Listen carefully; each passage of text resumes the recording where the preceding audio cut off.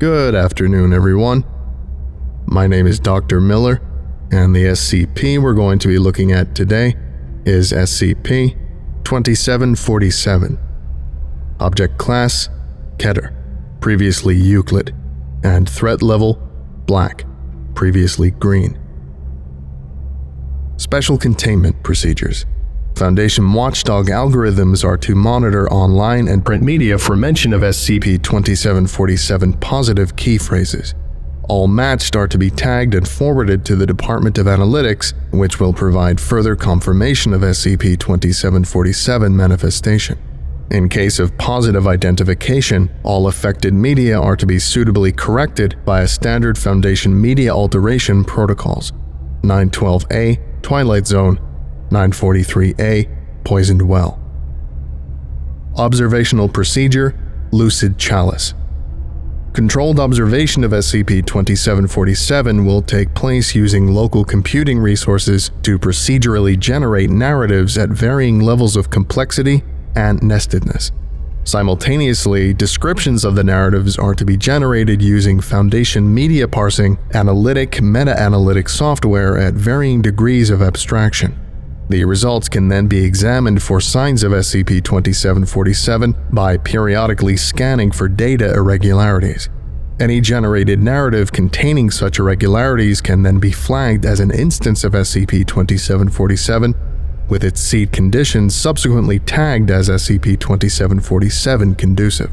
Given a large enough sample size, the boundary conditions of SCP-2747 can then be identified and mapped with a sufficient degree of clarity. Furthermore, a watch list of 7,000 artists is to be maintained and observed at all times for localized signs of SCP-2747 manifestation in their respective works using the aforementioned analytic, meta-analytic software. In order to increase the observable resolution and range of deeply nested metafictional manifestations, this watch list should consist mainly of individuals, groups, and organizations whose works tend toward containing metafictional content, such as mise-en-abîmes and stories within stories. The sponsoring and/or covert influencing of such content creators can be sanctioned to that end. The results of Lucid Chalice will be documented within the current documentation as Appendix B. Description: SCP-2747 is a phenomenon appearing in print and online media whereby platforms dedicated to the discussion of works of fiction begin to mention a non-existent instance of fictional media. Despite said non-existence, articles, posts, comments, and other related meta-content created with regard to the non-existent work of fiction will be found treating it as real. The non-existent work of fiction can be mentioned by various individuals in varying capacities, ranging from brief mentions in forum posts to being the subject of entire academic essays. Descriptions, screenshots, photographs of physical copies, and brief segments of text from said work of fiction can often be discovered in SCP-2747 affected media. Descriptions of it are entirely consistent with each other, and it is proven possible to reconstruct whole segments of fictitious media via descriptions of it taken from SCP-2747 generated meta-content. A list of fictitious media generated by SCP-2747 has been appended below. See Appendix A. Where possible, the affected material can be traced to existing individuals. However, when questioned under duress, said individuals invariably deny having written the affected material and deny all existence of the fictitious media mentioned within. SCP-2747 has never been documented in real time. All observed instances thus far have been recorded post hoc. No instances have been documented prior to January 2008. The reason for this was previously unknown, but it is now known that it conforms to pataphysical observations documented in full in Appendix B. It is the current hypothesis of the Department of Analytics that SCP-2747 represents evidence of a naturally occurring anafabula, or anti-narrative, a cluster of independent signs, iconography, and naremes. A narrative mereme is defined as a base unit of a narrative, much in the same way that a mytheme denotes a base unit of myth, or a meme denotes a base unit of culture. That, when included to a sufficient extent within a fictional construct, leads to mutual annihilation. First-hand reconstruction of the anafabula's properties is impossible, given its anomalous nature, but second-hand and third-hand descriptions have been generated from observational procedure Lucid Chalice and appended below. See Appendix B. It can affect through layers of metafictional narrative, i.e. a meta-narrative containing the anafabula will cease to exist within the narrative, followed by the narrative itself disappearing from our reality. This interpretation of metaphysical reality layers of metafictional narrative has yet to be verified by Foundation observations at large, but appear concurrent with observations obtained from transfictional anomalies such as SCP-1304, SCP-2614, and 001. The key identifier of the anafabula is that it invariably represents an in-universe antagonist or anathema in all manifestations of SCP-2747, likely due to inherent narreme components indicating its alien yet centralizing nature. Update: the above-mentioned hypothesis has been confirmed as a working model of SCP-2747. Please refer to Appendix B. Update: the following procedures are to be enacted following the successful conclusion of observational procedure Lucid Chalice. See Appendix B. At no time are the properties of the anafabula as outlined in Appendix B to arise in real life, whether as a result of deliberate or natural action.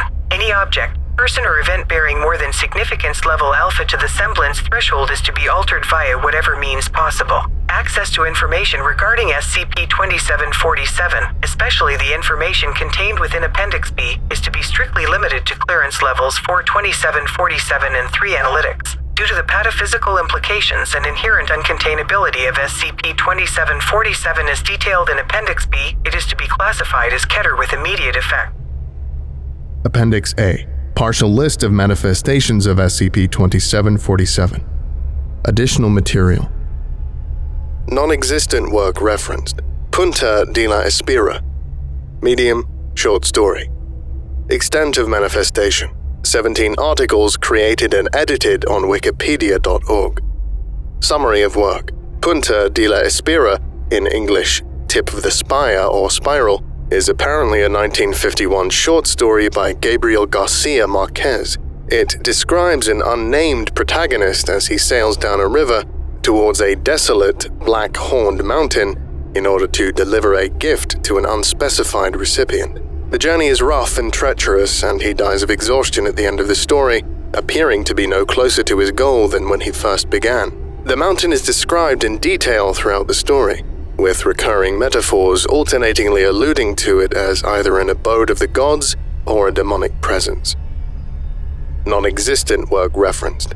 Taitoru, Japanese. Taitoru? The film's title describes itself. It is the Japanese phonetic pronunciation for the English word title. Medium, animated film. Extent of manifestation. One article created on tvtropes.org, with 55 edits made to various trope pages ranging from Despair Event Horizon to Foreshadowing and What Do You Mean It Wasn't Made on Drugs? Summary of work.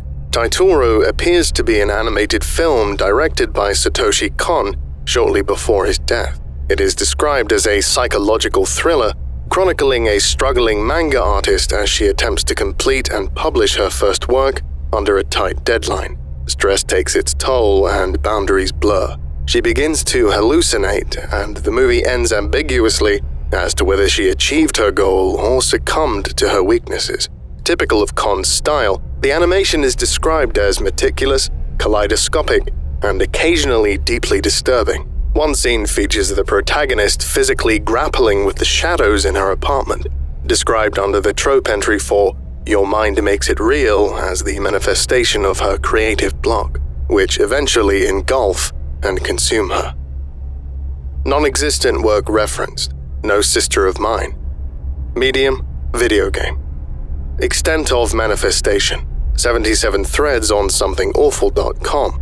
each carrying between 3 and 103 comments. Most users were established members of the Something Awful community. Summary of work. No Sister of Mine is supposedly a turn-based role-playing video game of the fantasy horror genre published by Pokahan. While Pokahan existed as a major game development studio operating out of Seoul between 2002 and 2005, no record of No Sister of Mine has ever been found. For the Nintendo GameCube in 2005. According to reviewers, the player controls a party of 6 unnamed characters as they explore a ruined kingdom with the intention to find a lost companion, referred to as Sister. It was widely panned by the reviewers, with much criticism being leveled at the glitch-filled battle system, incoherent dialogue, seemingly incomplete graphics, repetitive soundtrack described as nauseating and headache-inducing, as well as being impossible to complete. The game's non-playable characters continuously mention a coal-black, thorn-bound tome that, when read from, would enable one to either obtain great power or unleash a dreadful curse. What most reviewers assumed to be the final questline required the player to backtrack through the game's previous areas and recover fragments of the tome using their newfound abilities. However, the reviewers unanimously claim that no fragments can be found. One reviewer goes as far as to claim that the items themselves were never found inside the game's coding in the first place. Non-existent work referenced. The Scoliopendra Wiki. Medium: collaborative fiction. Extent of manifestation: 49 different pieces of fan fiction, ranging from 343 to 2,401 words in length, posted on fanfiction.net, each bearing between 1 and 6 comments. Summary of work. The Scoliopendra Wiki is deduced to be an online collaborative fictional universe belonging to the horror, speculative fiction, and weird fiction genres. It appears to have been hosted on some form of wiki site, though the address itself is never mentioned. The exact nature of Scoliopendra's plot is hard to discern, as the various pieces of fanfiction sport vastly differing storylines and range from character interpretations, further complicated by the involvement of other fictional universes and settings. What is known is that it involves a cast of 7 characters wandering between a series of realms, amassing and collecting items, possessing supernatural or abnormal properties. One item features heavily throughout the compiled works, a 7-sided obsidian emblem said to possess the power to destroy any object, person, or abstract concept with a single touch. It appears to be of great interest to the protagonists, who repeatedly make attempts to acquire it. However, it also appears to be currently in the possession of a sinister, unnamed antagonist, who is alluded to repeatedly in several works, yet is never seen. Non-existent work referenced. I.O.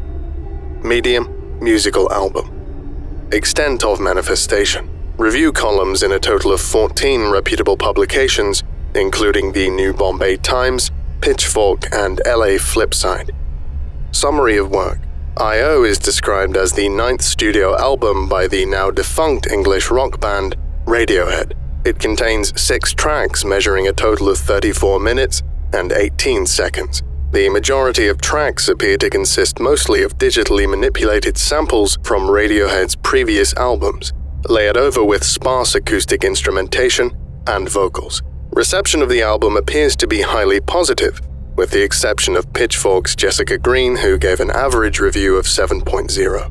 In particular, Green felt that the album suffered from hasty and uncoordinated post-production, likely not undertaken by Radiohead themselves. Audio cuts between the 5th and 6th track were described to be unnecessarily jarring, given the seamless flow between every other track in the album.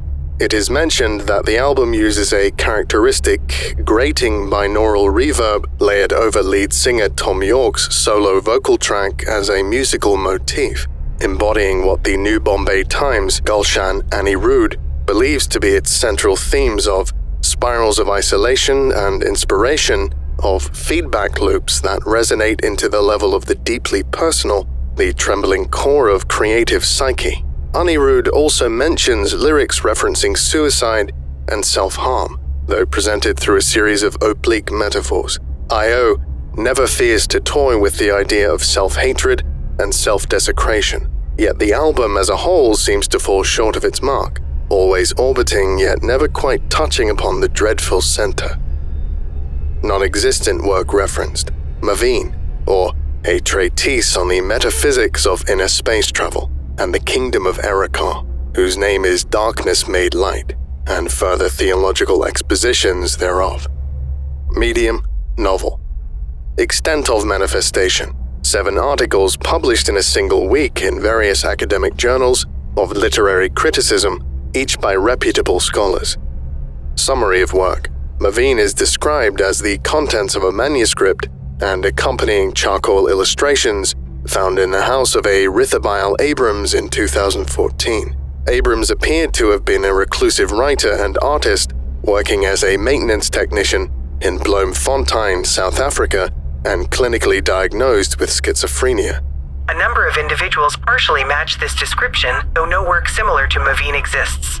Maveen is a nested frame narrative written in Afrikaans, purporting to be a novel by the 17th century Dutch mystic. It describes the journey of the mystic, whose name is only given as Maas, learning of the structure of the Earth's interior as revealed to him in a vision. At the beginning of the novel, Maas dreams of a supernatural being that is aware of its nature as a dream entity and is highly indebted to Maas for bringing it into existence. In exchange, it promises to divulge to Maas the secrets of Earth. Maas, being corporeal, is unable to pass through the ground, and so the being decides to simply narrate the journey. It speaks of 6 realms demarcated by thresholds, ranging from the realm of treasure and minerals to an intangible plane of light and sound. Beyond these 6 realms lies another threshold, this time one of cold and silence, which is described to be Earth's core. Before it can be elaborated upon, Maas wakes and the dream ends. Non-existent work referenced: X-Locks. Medium, interactive novel. Extent of manifestation: in-depth posts on 7 different fiction review blogs, along with a mention in a Time magazine article, The NKO Ingrid, Time, Issue 35, 2008, on experimental narrative forms. The title is also mentioned in 175 Twitter posts, largely in the context of recommending it as an interesting, if underrated, piece of interactive fiction. Summary of work: X-Locks appears to be a work of interactive fiction of the mystery genre, written in a mixture of English, Catalan, and Spanish. It is presented as a set of epistolary narratives from the points of view of 6 characters and a stream of consciousness narration of ambiguous provenance. Readers navigate between these 7 story threads, discovering hints of a murder or several murders. Eventually, the narratives converge at a roadside diner during a thunderstorm, and the characters exchange their stories. From here, the resultant narrative structure cannot adequately be described as simple framing devices or stories within stories, as the inner tales eventually begin to intertwine such that later tales shed new light on ones recounted earlier, or themselves link to segments of text earlier on in the narrative after lengthy detours. At several points, characters attempt to consult the testimony of an absent individual, referred to as the stranger. The identity of the murderers or victims is never known, nor does the story have a conventional ending. Appendix B. Observations and conclusions from Lucid Chalice. Additional material. Data lost. This concludes today's lecture. Thank you for listening, if indeed you still are, and you are all dismissed. Goodbye.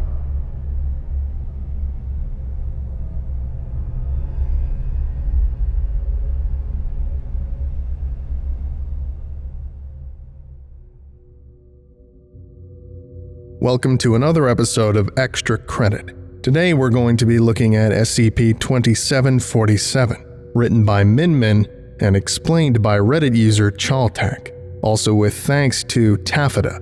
So, without further ado, let's get to it. Special Containment Procedures. One thing to call out is that the first image contains a fractal, a mathematically defined image which has the same characteristics as the whole, meaning that if you zoom in on a fractal, you'll see an image that looks identical to the original. This is clever for reasons we're about to go into. It matches a lot of themes in this article. Foundation watchdog algorithms are to monitor online and print media for mention of SCP-2747 positive keyphrases. All matched are to be tagged and forwarded to the Department of Analytics, which will provide further confirmation of SCP-2747 manifestation. In case of positive identification, all affected media are to be suitably corrected by a standard Foundation media alteration protocols. 912A, Twilight Zone. 943A, Poisoned Well. This tells us that the anomaly is connected to certain key phrases that can be found in media, either online or printed. It's not just a phrase or word though, it's something that is made from these phrases. It's not a cognitohazard. What about observational procedure Lucid Chalice? Controlled observation of SCP-2747 will take place using local computing resources to procedurally generate narratives at varying levels of complexity and nestedness. Ooh, hang on a second. Let's unpack that. Controlled observation of SCP-2747 will take place using local computing resources. Nothing weird there. Procedurally generate narratives. Procedural generation is a method of creating data algorithmically as opposed to manually. What does that mean? Let's use a video game example. Let's say you're in charge of designing the art of a city that will be full of brick walls. You could, as an artist, draw each individual brick in every wall, but that becomes impractical very quickly. No one wants to do that when there are miles of walls to consider. Instead, you can create rules, or an algorithm, that tell the software how to draw a brick wall. You can insert rules such as create a pattern of red rectangles separated by white lines. This would look completely different in real-world usage. You may want to add other rules that make the wall look more realistic, such as have this much graininess on the brick surface, put in this many discolored spots per square meter. This creates an algorithm which tells the computer how to draw a wall. Creating an algorithm is more time-consuming than drawing a single brick, but the computer can follow these rules for as long as it has storage space, and totally autonomously. Procedural generation is great for things that need to run automatically or at higher speed than a human could manage. This means that for whatever reason, the Foundation needs to generate narratives or stories automatically and at a faster rate than humans can manage. Simultaneously, descriptions of the narratives are to be generated using Foundation media parsing, analytic, meta-analytic software at varying degrees of abstraction. This means that the generated stories are going to be interpreted by software to create summaries and descriptions. At varying levels of abstraction means the descriptions have a range of detail. For example, anything from a thesis-level analysis down to Farm Boy destroys Planet Smasher with space magic. The results can then be examined for signs of SCP-2747 by periodically scanning for data irregularities. These descriptions are then scanned also by computer for any irregularities characteristic of whatever SCP-2747 is. All of this should tell us a few things so far. First, that the author has really put some thought into exactly how you would generate stories en masse and make that data useful at a human level. Second, the Foundation needs to create and scan mind-numbing amounts of narratives at a frantic rate. Whatever 2747 is, it's very dangerous to warrant such intense generation and scanning. Any generated narrative containing such irregularities can then be flagged as an instance of SCP-2747, with its seed conditions subsequently tagged as SCP-2747 conducive. Given a large enough sample size, the boundary conditions of SCP-2747 can then be identified and mapped with a sufficient degree of clarity. Ah, this is research. The Foundation does this to identify instances of SCP-2747 and know what tropes are parts of the story, or seed conditions, lead to 2747. They can finally use all this data to know exactly what causes or leads to 2747. We are seeing an anomaly in the initial stages of understanding and discovery. We're still finding out more about the anomaly and actively researching it as we go along. This will likely lead to further changes in the containment procedures as we learn more.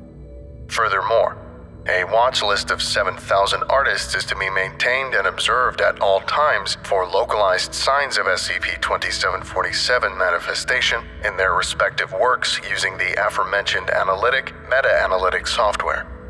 Since 2747 is capable of being made in any narrative with the right set of concepts and themes, the Foundation also needs to be looking at artists producing works to see if what they're creating contains 2747. In order to increase the observable resolution and range of deeply nested metafictional manifestations, this watch list should consist mainly of individuals, groups, and organizations whose works tend toward containing metafictional content, such as mise-en-abymes and stories within stories. The sponsoring and/or covert influencing of such content creators can be sanctioned to that end. Nesting here refers to containing something inside itself or something similar. For example, reading a story that itself contains a story. A non-literary example would be a Russian doll. Metafictional is a fictional story about a fictional story. House of Leaves, for example, contains both of these. The resolution and range part suggests searching, as if by telescope. A mise-en-abyme, in literature or art, refers to a recursive piece of art, like a painting containing a smaller copy of itself. Putting all this together, this means the Foundation wants to be able to create and study narratives that contain many layers of fiction. The results of Lucid Chalice will be documented within the current documentation as Appendix B. To recap where we're at, the Foundation is both monitoring art being produced naturally and mass-producing enormous amounts of art to identify 2747, which is something that emerges from certain themes and tropes found in art. It's not yet fully understood, so in-depth research is still going on. It's also Keter class, so we know it's highly dangerous and resists containment. Description: SCP-2747 is a phenomenon appearing in print and online media whereby platforms dedicated to the discussion of works of fiction begin to mention a non-existent instance of fictional media. Despite said non-existence, articles, posts, comments, and other related meta-content created with regard to the non-existent work of fiction will be found treating it as real. The non-existent work of fiction can be mentioned by various individuals in varying capacities, ranging from brief mentions in forum posts to being the subject of entire academic essays. This is telling us that 2747 is a phenomenon where people will start to talk about and react to a piece of fiction that does not exist. Reviews are written, fan sites are created, fan art is drawn, shipping commences. Effectively, it's the appearance of every bit of influence a piece of fiction would have, but without that specific piece of fiction actually existing. Again, I'm getting strong House of Leaves vibes. Descriptions, screenshots, photographs of physical copies, and brief segments of text from said work of fiction can often be discovered in SCP-2747 affected media. Descriptions of it are entirely consistent with each other, and it is proven possible to reconstruct whole segments of fictitious media via descriptions of it taken from SCP-2747 generated meta-content. A list of fictitious media generated by SCP-2747 has been appended below. See Appendix A. The anomalous portion of this is that this echo of the work of fiction, this fandom, reaction, cultural imprint of the story, is entirely self-consistent, even to the point of being able to reconstruct segments of it from references to it. We're finding these echoes of the fictional story, but we're not finding the story itself. Where possible, the affected material can be traced to existing individuals. However, when questioned under duress, said individuals invariably deny having written the affected material and deny all existence of the fictitious media mentioned within. Except, of course, if you ask the authors of these works. They have no idea what you're referring to.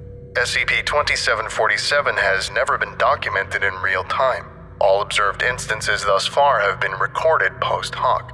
No instances have been documented prior to January 2008. The reason for this was previously unknown, but it is now known that it conforms to pataphysical observations documented in full in Appendix B. This starts by saying that we've never seen it actually happen. We've only seen the after effects, and we have no idea why. But then this was altered due to new information, and that word pataphysical shows up. If you're not familiar with this term, here's a refresher. Meta describes reality using symbols, like a metaphor, Jane slept like a baby, Peta describes the meta like meta describes reality. It's one step up. Jane slept like a baby, which had tired itself out, destroying the playroom like a tornado. It is the current hypothesis of the Department of Analytics that SCP-2747 represents evidence of a naturally occurring anafabula, or anti-narrative, a cluster of independent signs, iconography, and naremes that, when included to a sufficient extent within a fictional construct, leads to mutual annihilation. Nareme here is a fundamental unit of narrative, akin to a trope or concept. The farm boy with noble heritage, the magic sword, darkness, etc. This means if you have the right set of signs, icons, and concepts occurring in a fictional universe, the combination annihilates the fictional universe from the real world, real as far as the Foundation is concerned anyway. First-hand reconstruction of the anafabula's properties is impossible, given its anomalous nature, but second-hand and third-hand descriptions have been generated from observational procedure Lucid Chalice and appended below. See Appendix B.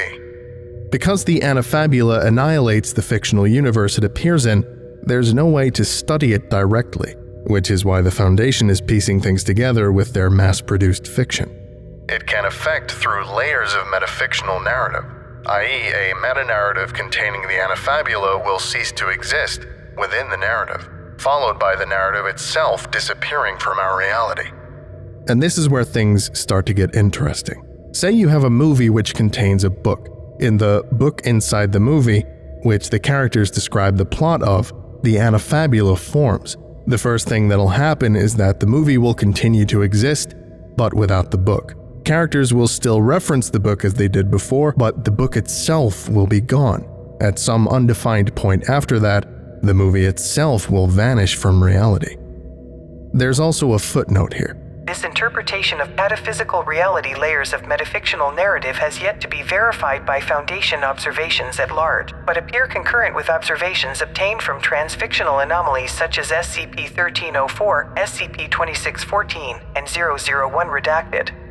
This means that the Foundation, through looking at anomalies that deal with multiple layers of fiction, has theorized that they themselves are in a fictional universe, and that all of reality is fictional universes contained within each other, i.e. we write about the Foundation, which writes about a book, which contains a movie, etc. We also do learn one thing about our anafabula.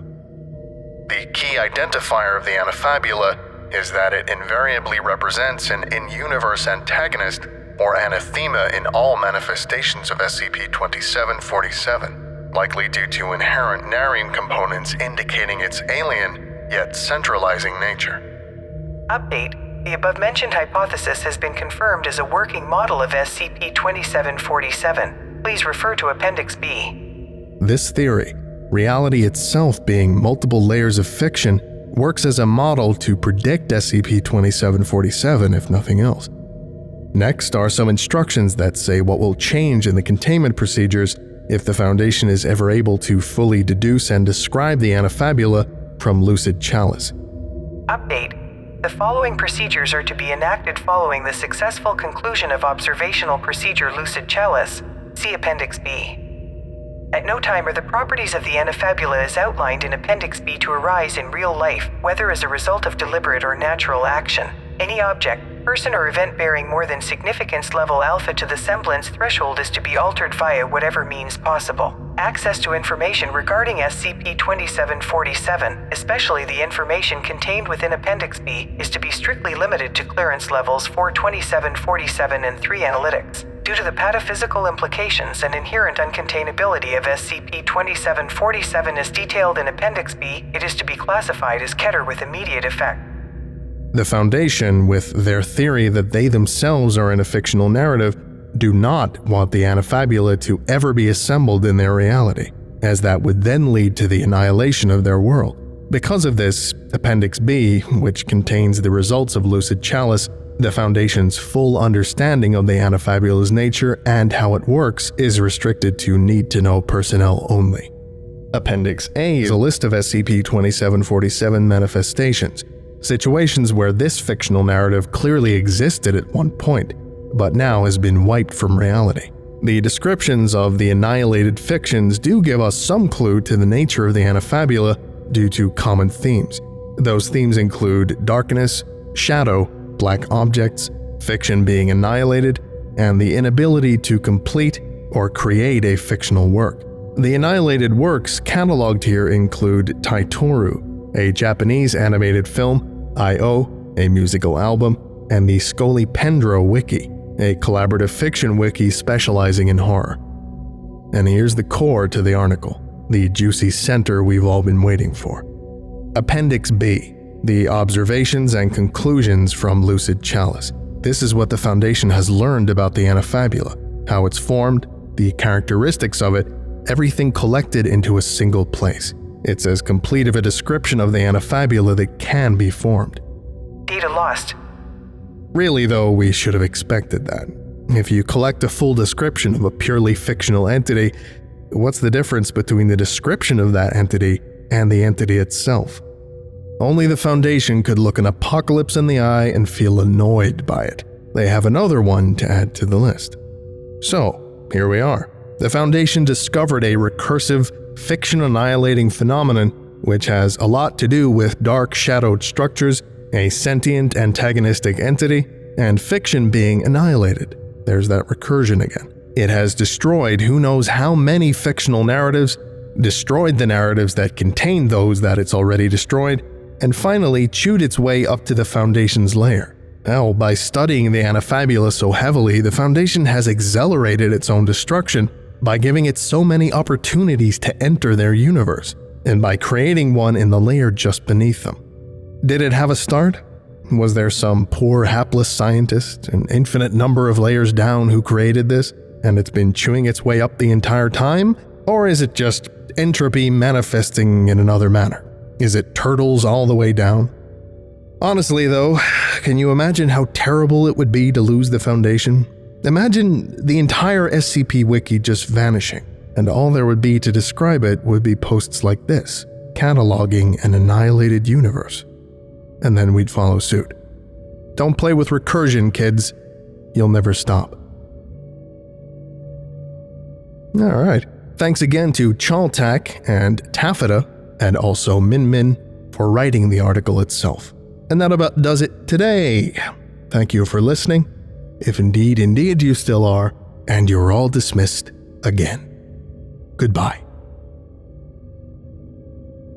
I would like to give a special thank you to Indy vs. the World, Big Sip, Tomothy, Zargaron, The Morrigan, Fire of Prime, Spencer Arduin, Rubbishbin69, Broken Sketch, Dr. Wolf 13, Cupster, Spencer J. Tilp, Vino, Zazapan, Lemke, Dr. Briggs, Signar, Alatreon, Your Local Foundation Agent, Derivative, Lost Boy, Lyndon B. Johnson, Oh Crap Guy, and James Saba. If you would like a special thank you at the end of each of my videos, and some other cool stuff as well, visit patreon.com/TheVolgun. Thank you.